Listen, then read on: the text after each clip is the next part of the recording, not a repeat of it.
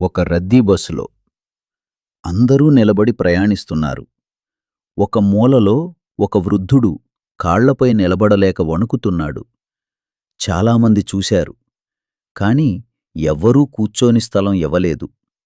అదే సమయంలో ఒక చిన్న బాలుడు లేచాడు. తన సీటు చూపిస్తూ మృదువుగా అన్నాడు, తాతయ్యా, మీరిక్కడ కూర్చోండి. వృద్ధుడు ఆశ్చర్యపోయాడు. ఆ కళ్ళలో నీళ్లు మెరిశాయి. అతడు కూర్చుని అడిగాడు, నువ్వెందుకు లేచావు నాన్నా? బాలుడు నవ్వుతూ చెప్పాడు, అమ్మ చెప్పింది తాతయ్యా, మనకు ఉన్నది పంచుకుంటే మనసు పెద్దదవుతుంది అని. బస్సులో ఉన్నవాళ్లంతా ఆ బాలుడ్ని చూస్తూ మౌనంగా నిలిచిపోయారు. ఆ రోజు ఆ బస్సులో ఒక సీటు మాత్రమే కాదు, మనుషుల హృదయాలు కూడా కదిలాయి.